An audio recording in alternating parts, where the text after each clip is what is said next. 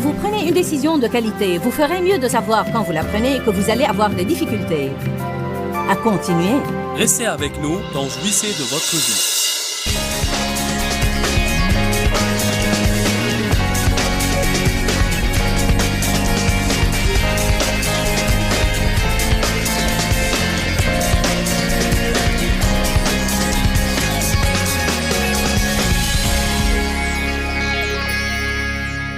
Il devient beaucoup plus facile de pardonner aux autres quand vous pensez à toutes les choses que Dieu doit vous pardonner et que les gens doivent vous pardonner.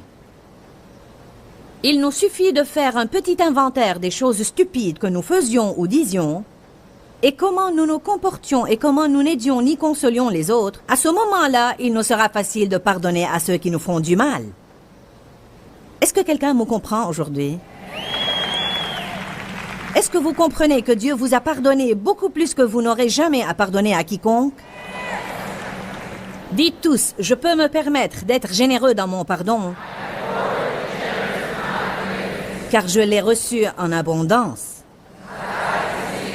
Verset 20. Et quand il eut dit cela, il leur montra ses mains et son côté. Les disciples furent dans la joie en voyant le Seigneur. Verset 21. Puis Jésus leur dit de nouveau, la paix soit avec vous. Tout comme le Père m'a envoyé, maintenant, moi aussi, je vous envoie. Jésus a été envoyé avec force. Et il voulait les envoyer avec force. Mais il leur dit, vous n'allez pas marcher dans la force si vous ne marchez pas dans la paix. Après ces paroles qu'il leur a adressées, il souffla sur eux et leur dit, recevez le Saint-Esprit. Et c'est là qu'ils sont nés de nouveau. Maintenant que vous avez reçu le Saint-Esprit et que vous êtes menés et dirigés par lui, ceux à qui vous pardonnez les péchés, ils leur seront pardonnés, et ceux à qui vous les retiendrez, ils leur seront retenus. Je crois qu'une partie de ce qu'il dit là est, si vous ne pardonnez pas aux autres, vous retenez leurs péchés en vous et ça va vous tourmenter. Si vous leur pardonnez et les libérez, vous serez alors libérés vous aussi. Ne pensez-vous pas qu'il soit extrêmement intéressant que la première chose dont il leur a parlé, après avoir reçu la force de Dieu dans leur vie, soit le pardon? Je veux dire, nous devons tirer quelque chose de ça. Il aurait pu leur parler de toutes sortes de choses, mais la première chose dont il a parlé était, bon, si vous allez être nés de nouveau, et si vous allez marcher comme j'ai marché, et si vous allez vivre dans la paix et vivre dans la force, alors recevez le Saint-Esprit. Maintenant, c'est ce que j'attends de vous, pardonnez aux autres.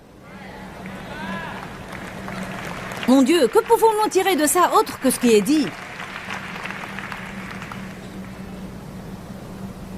Personne ne peut dire combien de fois, parfois, même en même temps, des gens peuvent avoir 4, 5, 6, 7, 8, 9 ou 10 choses accumulées en eux. La Bible dit, la charité ne soupçonne point le mal. Est-ce que vous gardez des dossiers? Vous gardez un relevé de compte? Vous avez fait ça, et je me rappelle quand vous avez fait ça, et ça, et ça. J'étais comme ça. Quand je me disputais avec Dave, je revenais en arrière jusqu'au jour de notre mariage.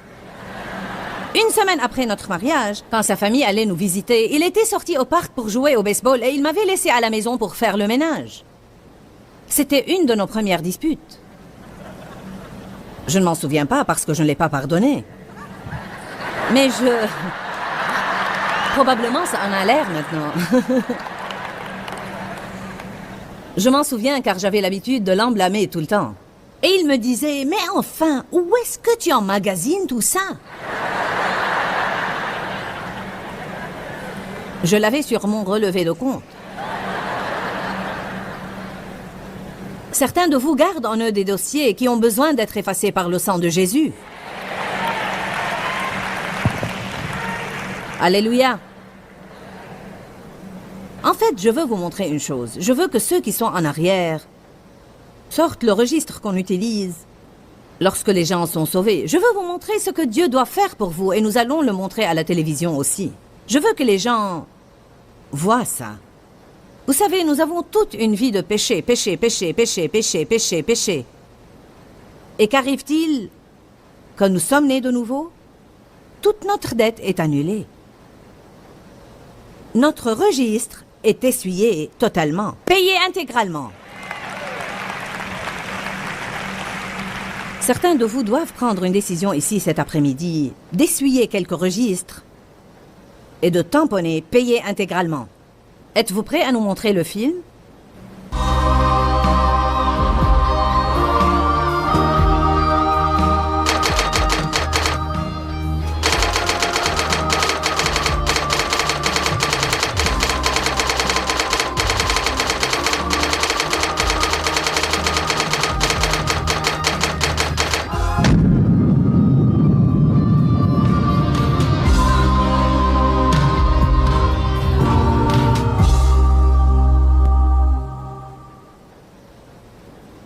Cela provoque une joie en nous. Chaque fois que nous visionnons cette chose, les gens réagissent comme ça. Mais si Dieu a fait cela pour nous, pourquoi le trouvons-nous si difficile à faire aux autres? N'a-t-il pas soufflé sa nature en nous quand nous avons reçu son esprit? Si nous avons la nature de Dieu en nous, alors nous pouvons pardonner aux autres. Une des choses que vous devez faire, c'est de renouveler votre esprit et croire que vous le pouvez. Arrêtez de vous dire « c'est trop difficile, ce n'est pas juste, c'est trop difficile, ce n'est pas juste, c'est trop difficile, ce n'est pas juste » et dites simplement « je peux le faire ». Jésus a fait ça et je peux le faire aussi. J'ai la force de son esprit en moi pour le faire. Je puis tout par le Christ qui me fortifie. Celui qui est en moi est plus grand que celui qui est dans le monde. Je vais vous dire une chose. Si nous n'allons pas croire ce qui est dans ce livre et l'appliquer dans notre vie de tous les jours, alors il ne nous sert vraiment à rien. Ce livre n'a pas pour mission de nous emporter dans le monde glorieux à venir pour vivre dans des rues d'or et avoir des demeures. Ce livre nous apprend comment vivre. Nous devons rester loin des conflits, nous devons rester en paix. Nous devons ne pas être offensés car l'offense est une pierre d'achoppement. L'offense est la patte de Satan. Si vous étudiez le mot offense en grec, il provient d'un mot grec scandalon, S-K-A-N-D-A-L-O-N. Il veut dire la partie du piège sur laquelle l'appât est accroché pour attirer la victime. Alors l'offense est un appât. C'est l'appât de Satan pour vous attirer dans son piège. Là où vous ne pouvez plus être béni, votre foi ne va plus agir, vous ne pouvez pas ressentir la présence de Dieu, vous perdez votre joie, vous perdez votre paix, vous vous sentez déprimé. Alors le diable vous dit, il est juste de vous sentir comme ça, à cause de la façon dont les autres vous ont traité. Le Saint-Esprit crie, vous n'êtes pas justifié, vous ne l'êtes pas, vous ne l'êtes pas, vous ne l'êtes pas. Souvenez-vous de ce que Dieu vous a pardonné et pardonnez aux autres. Vous avez reçu gratuitement, donnez gratuitement.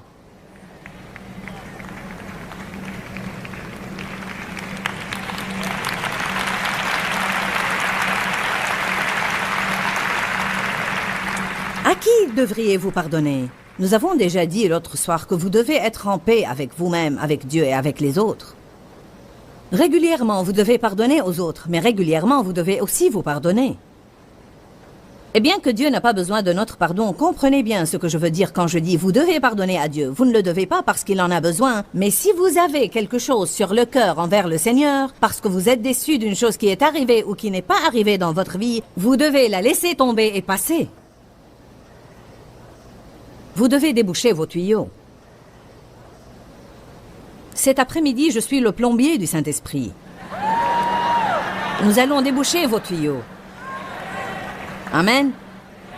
Afin de permettre à l'eau vive du Saint-Esprit d'y passer de nouveau.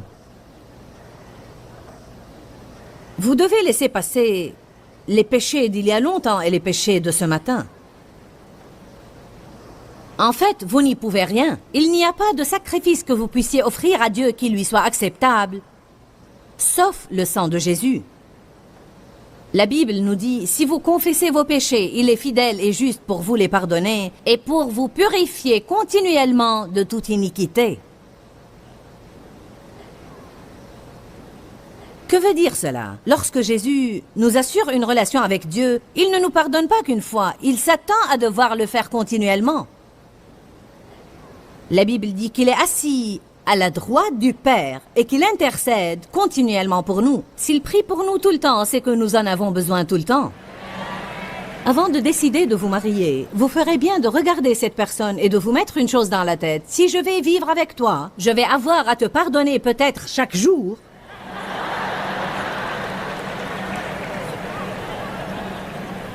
Pour des offenses qui sont réelles et pour des offenses que vous vous imaginez parce que vous voyez les choses comme ça. Il y a des choses que nous pensons que les autres nous font, mais ils ne les font pas en vérité. Ils sont comme ça. Ils ne comprennent pas. Si vous allez travailler avec les gens et aller à l'église avec eux, vous devez pardonner. Parfois, ça devient difficile à l'église, car nous pensons que les gens de l'église ne doivent jamais nous faire du mal. Parfois, les plus grandes souffrances que nous avons proviennent des gens de l'église, essentiellement parce que vraiment, nous ne les attendons pas d'eux. Il semble que nous les mettons dans une catégorie différente et nous ne sommes pas préparés à ce que Satan va nous faire. Les gens sont des gens et la chair, c'est la chair.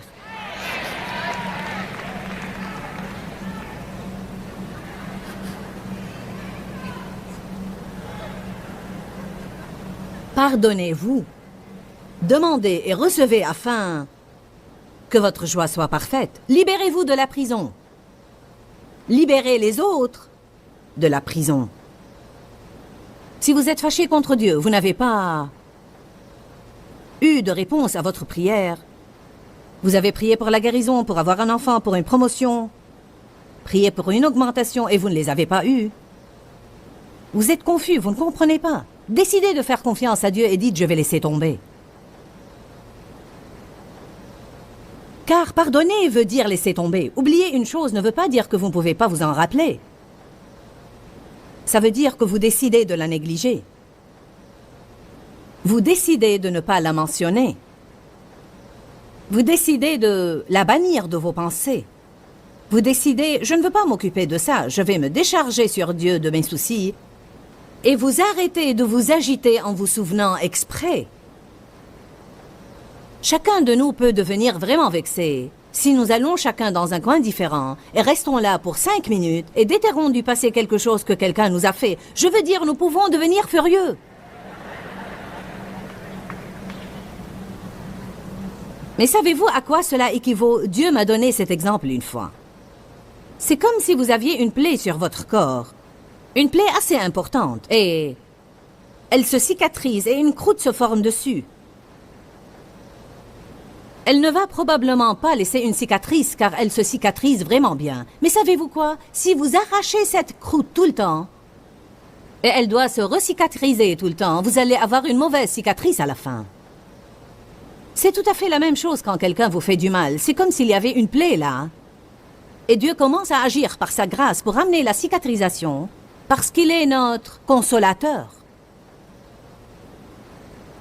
Il y a 1 an et demi de là, j'ai ressenti une attaque de refus de la part de quelqu'un et ça m'a fait vraiment mal. Je me rappelle que j'étais à l'arrière d'une voiture. Je ne me rappelle même plus qui était avec moi et je me sentais si blessée. Et j'ai simplement commencé à prier. Dieu, tu dois me guérir et tu dois me consoler. Tu dois verser de l'huile et du vin sur ma plaie. Je ne veux pas m'embarquer dans le non-pardon. Je te demande de me guérir. Et après quelques minutes, je commençais à me sentir mieux. Nous devons prier avant toute autre chose. Ne restez pas à souffrir pour 6 semaines avant de décider de prier. N'attendez pas jusqu'au moment où il va falloir beaucoup de chrétiens pour vous ramasser du bord de l'autoroute de la vie avant de décider de prier. Amen. Dites tous, je dois prier tout de suite. Vous devez prier pourquoi? Pour la force. Au secours! Aide-moi, Dieu. Aide-moi. Tu es mon aide. Au secours. Dites tous, au secours. D'accord. Oublier ne veut pas dire que vous ne pouvez pas vous rappeler, mais vous décidez de ne pas le faire. Voilà quelques synonymes du mot pardonner ou oublier.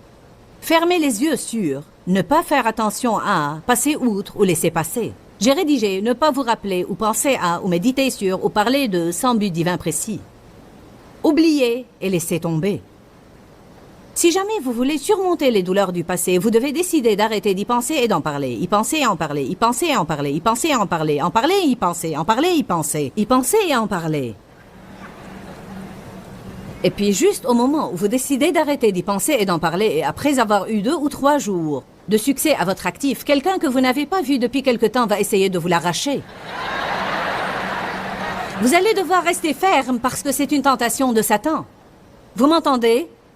Satan essaye de réouvrir une porte que vous avez fermée. Ce que vous devez dire est, savez-vous quoi? Je ne veux pas être impoli envers vous, mais Dieu m'a juste appris d'arrêter d'en parler. Et parce que je veux oublier et guérir, priez simplement pour moi, mais je ne veux pas en parler. S'ils ne comprennent pas cela, c'est leur problème. Dans l'ensemble, nous sommes indiscrets par nature et nous voulons savoir ce qui se passe dans la vie des autres.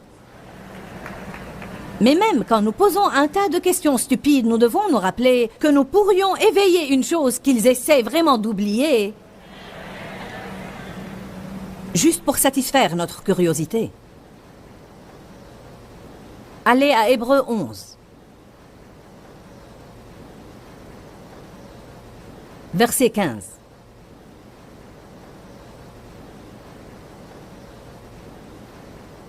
C'est un principe dont nous devons nous rappeler. Il parle des Israélites. Il dit, s'ils avaient pensé, dites tous penser.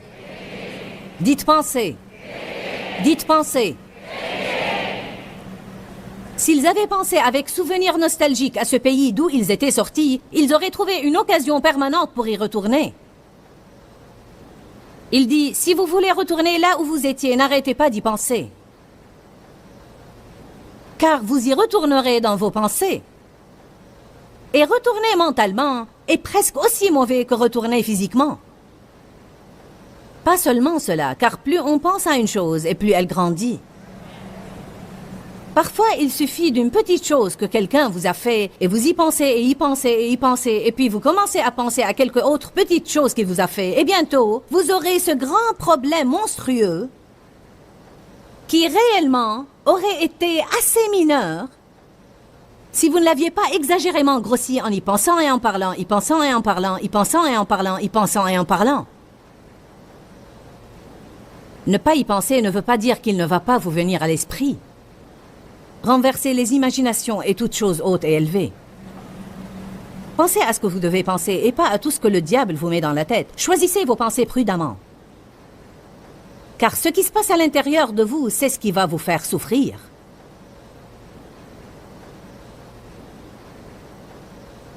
Quand vous pensez au passé, vous éveillez vos émotions.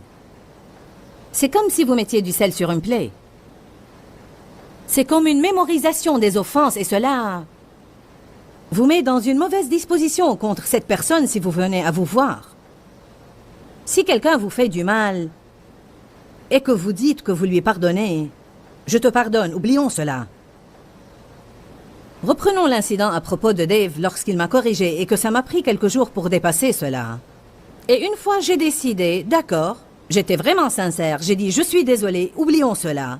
Alors, si j'étais resté à y penser, et y penser, et y penser, et y penser, et y penser, la prochaine fois que Dave me ferait du mal, je me retrouverais au point de départ. Je n'aurais plus voulu lui parler de nouveau. J'aurais senti les murs s'élever entre nous. Alors, lorsque Satan présente une chose à votre esprit après que vous ayez décidé de pardonner et d'oublier, lorsqu'il ranime le souvenir de cette chose, vous devez le refuser. Vous dites, eh bien, je n'y peux rien, Joyce, je ne fais qu'y penser. Je vais vous dire, si vous pouvez, vous dites comment? Pensez à quelque chose d'autre. Je veux vous citer brièvement les étapes du pardon et de l'oubli. Car il y a quelques pas bien déterminés, et je pense que beaucoup de gens veulent les prendre et même commencent bien, mais n'aboutissent pas à la fin. Premièrement, si vous allez pardonner à quelqu'un, vous devez le décider. Aujourd'hui, certains de vous doivent décider. Je vais pardonner à cette personne. Je vais surmonter cela, je vais oublier, je vais laisser tomber. Qui est prêt à prendre une décision aujourd'hui à propos d'un certain incident? Vous pouvez dire, d'accord, je vais décider. Combien de vous ont décidé auparavant? D'accord. Mais vous devez vous assurer que c'est une décision de qualité et pas une décision molle du genre si j'ai envie, quand j'ai envie, ou une décision du genre si je me lève du pied droit. Quand vous prenez une décision de qualité, vous ferez mieux de savoir quand vous la prenez que vous allez avoir des difficultés à continuer. C'est comme si vous preniez une décision de qualité pour perdre du poids ou faire du sport ou payer une dette. Vous devez vous attendre à des souffrances que vous devez endurer avant de voir cette décision se réaliser. Vous ne pouvez vraiment pas prendre prendre une décision de qualité avant de faire un inventaire de ce que vous allez endurer. C'est exactement de cette façon que Dieu a traité avec l'apôtre Paul lorsqu'il lui a envoyé un prophète, qu'il lui a apporté une ceinture. Il a dit, Dieu dit qu'il va vous ceindre et vous prendre là où vous n'aimez pas aller et vous faire passer par des choses difficiles et vous allez souffrir et vous allez avoir ça, etc., etc. Maintenant, voulez-vous toujours être un apôtre? Tout le monde va être dans le ministère jusqu'à ce qu'il retrouve ce dont il s'agit.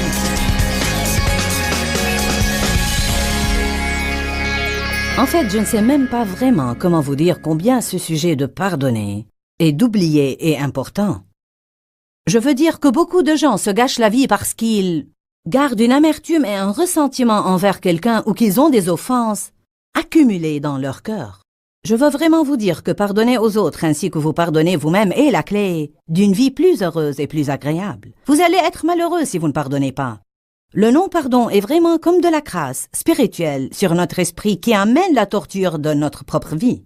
En plus, le non-pardon ouvre la porte au diable. De nombreuses fois, nous faisons entrer l'ennemi dans notre vie à travers le non-pardon. Quelles sont les raisons pour lesquelles nous devons pardonner? Simplement parce que Dieu le dit.